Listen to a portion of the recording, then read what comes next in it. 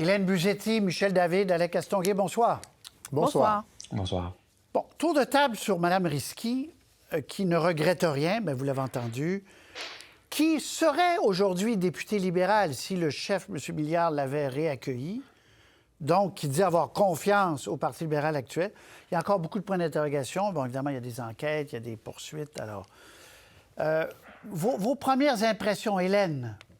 Bien, j'avoue que vous avez mis le doigt sur le bobo, Patrice. Oui? C'est la chose que je ne comprends toujours pas dans la posture de Marois Risky.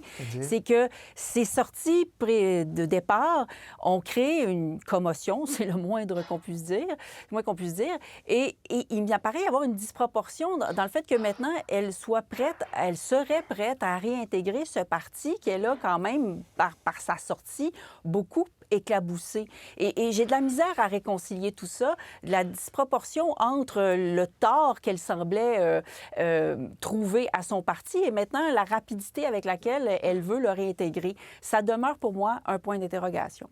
Oui. Michel David, premières impressions après avoir entendu Mme Risky? Bien, d'abord, elle ne nous a pas éclairé beaucoup sur toute cette histoire-là. Non. Et bon, je comprends que dans le cas de ses relations avec Mme Hayes, c'est des motifs de renvoi, c'est devant les tribunaux. Là, je peux comprendre qu'elle soit prudente. Dans le cas des Brownies, votre question était, est-ce que vous avez un lien, oui ou non, avec ça? Là, elle me dit, il y a une enquête de l'UPAC. Bon, mais si elle n'avait aucun lien, là, elle avait juste à dire non. Et ça ne nuisait pas à l'enquête. Mais elle n'a pas dit non. Alors moi, ça me donne l'impression que oui, il y a peut-être un lien. Est-ce qu'elle était au courant? Est-ce que si elle était au courant, c'est elle qui aurait fuité? C'est un peu ce que j'ai demandé. Ah oui, c'est ça. Elle dit non. En fait, elle n'a pas... Elle n'a pas dit non. Elle n'a pas dit non. Vous avez raison, Michel. Elle n'a pas parlé, alors que ça aurait été clair, là, non, c'est non. OK. Alec? Bien, je suis d'accord avec Michel. Elle ne dit pas grand-chose pour nous éclairer. Et quand elle dit, écoutez, je suis victime d'une poursuite bâillon, en fait, c'est exactement l'inverse. Elle est victime d'une poursuite de la part de Geneviève Hintz parce qu'elle refuse de parler. Elle refuse de dire ce qu'on lui reproche. Et donc, Geneviève Hintz dit, bien moi, vous nuisez à ma réputation. Je vous donne la permission publiquement de me dire ce que vous me reprochez. Et Marois Risky dit non, je ne le ferai pas. Même elle-même, Mme Hintz dit, je ne sais pas pourquoi elle m'a congédié. Donc, c'est difficile pour moi de me retrouver un emploi. Il y a comme un nuage noir au-dessus de ma tête. Parlez, dites-le. Puis Marois Risky dit non. C'est le contraire d'une poursuite bâillon. On voudrait qu'elle parle dans le cas de Geneviève Hintz. Et nous, dans les médias et la population, on voudrait qu'elle nous explique un peu ce qu'elle sait de toute cette histoire autour des Brownies, puis des noms, puis des textos, puis etc. Puis elle refuse de le faire. Moi, je ne peux pas croire qu'il n'y a rien qu'elle puisse nous dire du tout, là. Je veux dire, l'enquête, elle est en cours, mais elle sait certaines choses qu'elle peut partager publiquement, surtout que maintenant que Pablo Rodriguez est parti, elle décide de ne pas le faire. C'est une position très légaliste. Oui. Se défend, mais c'est très légaliste comme opinion, là. Et malgré les enquêtes qui ne sont pas terminées, manifestement, elle dit en même temps être prête à retourner. Elle aurait été prête à retourner hier matin dans ce caucus-là, dit-elle. Mais bon, OK. Il faut savoir, pour éclairer les gens, parce que c'est vrai qu'il y a des grands trous où elle ne répond pas. Mme Risky a communiqué avec un certain nombre de médias, a envoyé la lettre au Journal de Montréal sur son combat que le gouvernement défraie davantage les coûts des traitements contre l'infertilité. Et donc, et quand nous, on a reçu cette offre-là, j'ai dit oui, mais évidemment qu'il va y avoir... que les 2/3 de l'entrevue va porter sur le PLQ. Là. Sinon, j'accepte pas de parler que de l'infertilité. Pour éclairer les gens sur... en principe, elle reste sur cette résolution de ne pas parler, mais elle parle quand même, Hélène. Donc, on est un peu dans un milieu, si je peux dire, Hélène. Oui. Bien, en fait, il me semble que c'est encore la même chose depuis le début de cette histoire. Rappelez-vous, elle passait devant les caméras. Je vais bien, je suis sereine, j'ai un respect pour les processus et donc je ne parlerai pas.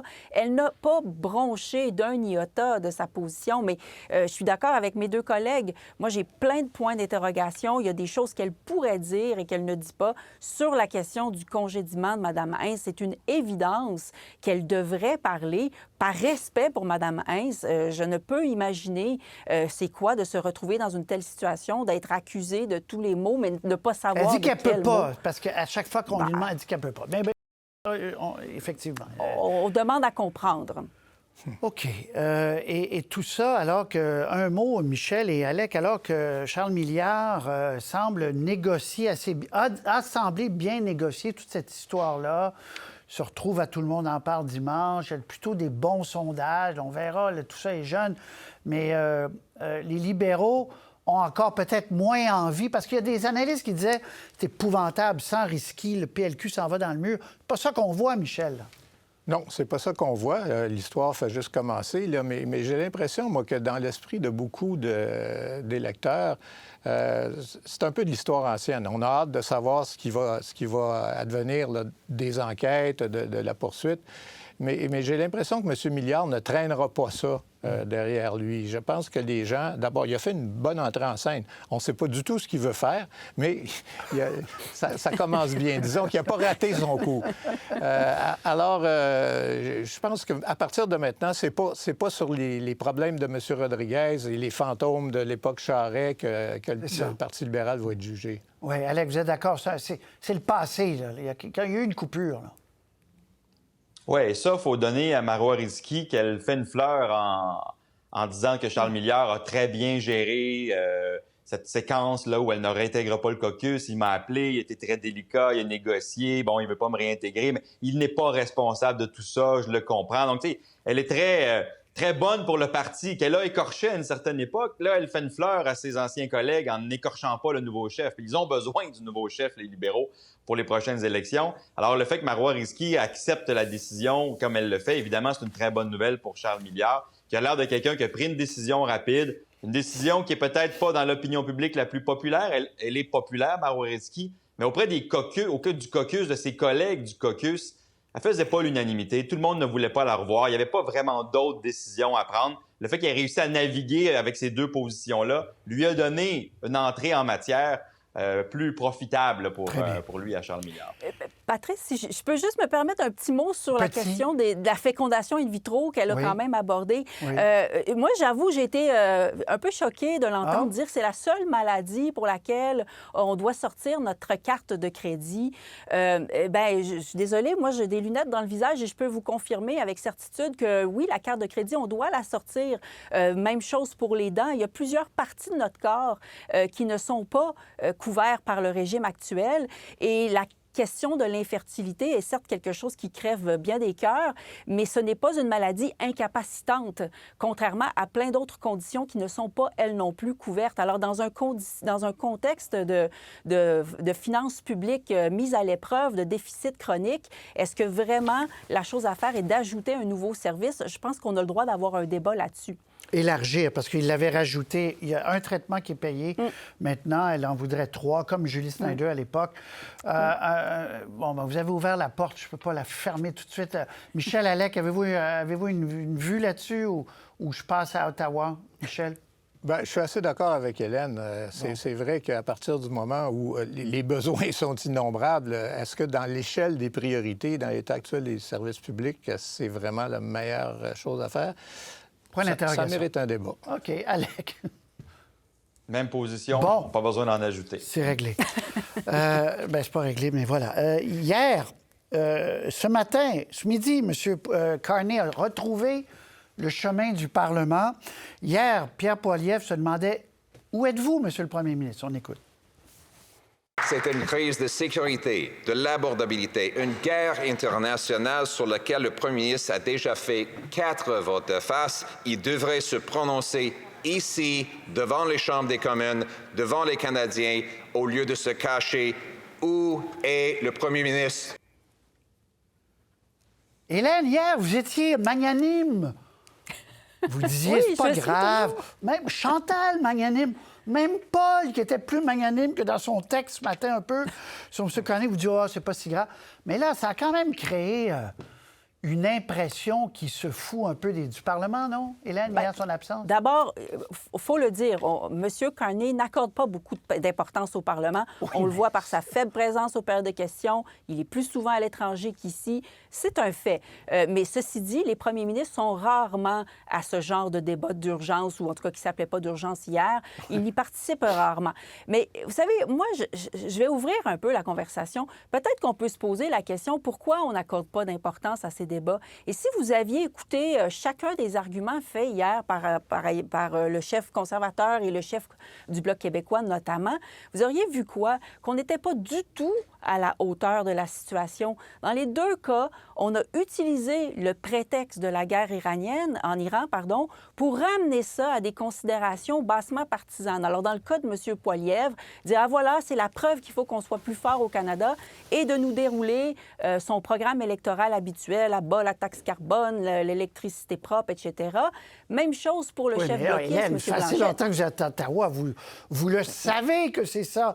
Mais, Ben oui, est-ce que le mais premier c'est pas ministre, quand intéressant, même, ne doit... Patrice. Oui, mais est-ce que... C'est pas intéressant. Non, je comprends, mais est-ce que le premier ministre ne doit pas, malgré tout, par sa présence, signifier l'importance du sujet? Puis là, après ça, vous avez raison, personne n'écoute, là. Bien, non, mais c'est pas que personne n'écoute, c'est qu'on dit des choses qui sont pas intéressantes. Et ce que je dis, c'est que les chefs des autres oppositions pourraient peut-être aussi, c'est pas parce qu'ils sont là qu'ils montrent de l'importance pour le sujet. Je fais juste Ouais. dire que ce désintérêt pour le Parlement est le reflet de la qualité de ce qui se passe dans ce Parlement. Michel David. Bien, si ce débat-là avait lieu dans 2 ans, je pense que M. Carney y irait.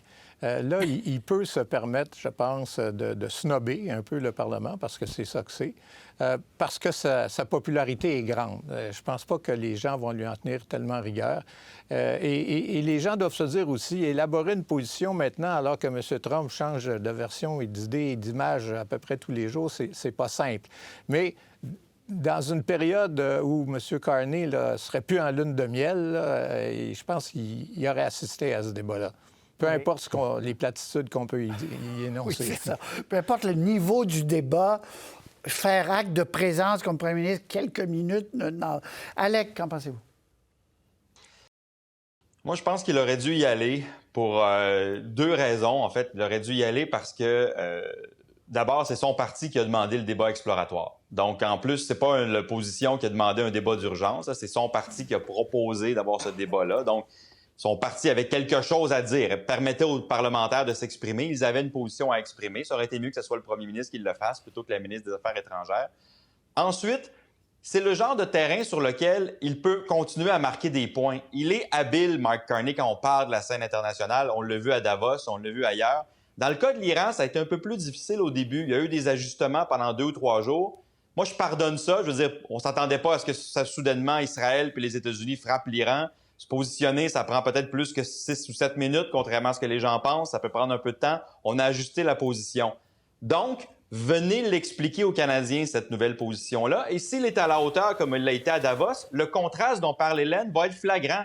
Il va être chef d'État, alors qu'un Pierre Poilievre ou un Yves-François Blanchette vont être dans la partisanerie et il aurait pu marquer des points. Pas 45 minutes de discours, là. On vient, 15 minutes, on clarifie la position canadienne, Ah oui. on peut quitter après. Me semble-t-il que ça aurait été bon pour lui qu'il le fasse. OK, je vous fais écouter aujourd'hui, M. Poilievre, c'était hier. Aujourd'hui, M. Blanchet, qui a fait une petite blague au début. Monsieur le Président, sortez la vaisselle du dimanche, on a de la visite au Parlement. À quel moment nous expliquera-t-il sa vision stratégique pour le Moyen-Orient? La politique du Canada est claire. Le Canada soutient la nécessité d'empêcher le programme nucléaire de l'Iran et l'exploitation de la terrorisme. Le Canada ne participe pas dans les opérations offensives des États-Unis et Israël et ne y participe jamais. D'accord avec l'objectif, un des objectifs de cette guerre, parce qu'il y en a plusieurs qui sont, on écoute M. Trump, mais l'objectif que l'Iran ne se dote jamais de la bombe nucléaire, le Canada est d'accord. OK. Donc, Hélène, mais vous continuez à dire que ça aurait été peut-être bien, mais compte tenu du niveau des débats, il n'y a pas manqué grand-chose, quoi. Oui, bien OK. voilà, mais je suis assez d'accord aussi avec mes collègues. Je Oui, fais oui. juste dire, c'est la pratique, ils Oui, oui. n'y vont pas et Mais hier, vous étiez les trois très magnanimes. C'est ça qui m'est resté en tête, là. On avait de la bonne tisane, Patrice. Ben oui, exact. C'est ce que j'ai dit en réunion. J'ai dit, ils ont dû boire une bonne tisane. Ils étaient calmes, il n'y avait pas de soucis. Oh, j'ai exactement dit ça pour vrai. OK. M. Drainville, qui sort une autre politique, on va le lire. Il veut rembourser les automobilistes pour l'excès, l'argent de trop, enfin l'argent en plus que le gouvernement du Québec va faire avec le prix de l'essence qui monte en flèche. Lorsque je serai chef, on va calculer combien d'argent supplémentaire est encaissé, puis on va remettre ça dans la poche des Québécois. Quelques minutes après, je crois, sauf erreur, Mme Fréchette, bonne idée. Elle n'a pas écrit bonne idée, mais je m'engage à ce que les revenus supplémentaires cumulés dans les coffres de l'État directement soient remis dans les poches des automobilistes. Alors, très bien. Éric Girard qui dit un instant, les amis, le conflit perdure depuis à peine une semaine. Il faut faire preuve de prudence avant de tirer des conclusions. Je commence avec à l'envers, Alec Castonguay. D'abord, sur la proposition de Bernard Drainville de redonner l'argent, puis là, le ministre des Finances qui dit calmons-nous, là. Moi, je suis dans le camp du ministre des Finances là, sur cette question-là. Moi, le racolage autour des prix de l'essence puis de la taxe sur l'essence, j'ai d'habitude beaucoup de difficultés avec ça. Mais là, c'est pire que tout. Là. J'ai fait des petits calculs. Là. J'espère que les gens ne s'attendent pas à recevoir trop d'argent. Là. Parce que si on a une hausse de 20 sous du prix à la pompe pendant un mois, là, ça fait une semaine, on a eu 20 sous. Si ça dure un mois, c'est 15 millions de plus que le gouvernement collecte en taxes. Si on le retourne aux 5 millions d'immatriculations automobiles, là, ça fait 3 piastres par auto. Donc, ça, c'est pour un mois. On ne sait pas, la guerre va peut-être finir dans 10 jours. Si ça dure toute l'année, c'est 36 $ par véhicule. Là. Je veux dire, puis il faut que ça dure toute l'année à 20 sous de plus que ce qu'on a connu dans les derniers mois. Je veux dire, c'est comme une façon d'envoyer dans le débat politique une espèce de façon de dire, écoutez, on va vous retourner de l'argent. C'est à peu près rien. Ça coûterait plus cher en frais administratifs que de l'argent, le 3 $ qu'on retournerait aux gens à la fin du mois. Moi, j'ai beaucoup de difficultés avec ça. Puis on comprend, on voit Bernard Drainville imaginer ça sur le coin. Enfin, on le comprend. En fait, pas qu'on le comprend, mais on l'imagine. Mme Fréchette qui embarque une heure après Michel David et Hélène Buzetti, on voit qu'il ne voulait pas rester derrière trop longtemps. C'est une question sensible chez les gens, là, Michel. Ben oui, c'est évident parce que ça frappe. Comme dit Alec, quand les gens vont faire leur budget là, ou leur bilan dans 6 mois, ils vont probablement se rendre compte que ça n'a pas été une grosse entorse là, à leur budget. Mais sur le principe, c'est évident que quand on dit le gouvernement n'a pas d'affaire à faire de l'argent sur le dos des contribuables parce que l'essence augmente, personne ne peut être contre cet énoncé-là. Maintenant, le diable est dans les détails. Là, à partir du moment où on dit OK, on va renvoyer ça aux contribuables, l'immatriculation, ça aidera pas personne qui souffre de l'augmentation du panier d'épicerie. Envoyer des chèques, bon, mais à partir de quel niveau là, on envoie des chèques? On a eu ce débat-là à 2-3 reprises dans le passé, où on arrête. Bon, j'entendais, je pense que c'est Jean-François Lisée ce midi qui disait une des solutions, peut-être la plus juste, serait de bonifier le crédit à la solidarité. Là, on serait sûr qu'il y aurait juste des gens qui en ont vraiment besoin. Mais en bout de ligne, si on est pour distribuer, comme dit Alec, 3 millions, est-ce que ça vaut tout le tracas administratif que ça va impliquer? Et c'est beaucoup le camionnage aussi, qui, eux, l'augmentation est considérable, le diesel, ça se répercute dans le prix de tout le reste. Hélène? Oui, bien, je suis d'accord avec mes deux collègues. D'abord, c'est prématuré.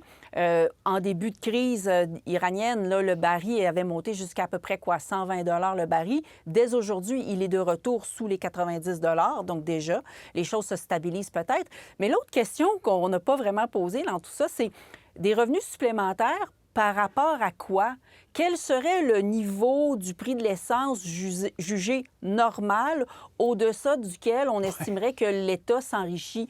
Je vous rappellerai qu'en 2022, ça ne fait pas si longtemps que ça, l'essence avait atteint 2 $ le litre. Alors, c'est quoi le niveau acceptable du prix de l'essence? Je veux dire, on s'en sort pas avec cette idée-là. C'est effectivement, c'est racoleur pour gagner des votes, mais ça n'a aucun sens et je suis très étonnée que Mme Fréchette ait embarqué là-dedans. Très bien, c'est tout le temps qu'on a. Oui, voilà, c'est tout le temps qu'on a. Hélène Buzetti, Michel David, Alain Castonguay, merci beaucoup, très intéressant. À très bientôt. À très bientôt. Au revoir. Au revoir.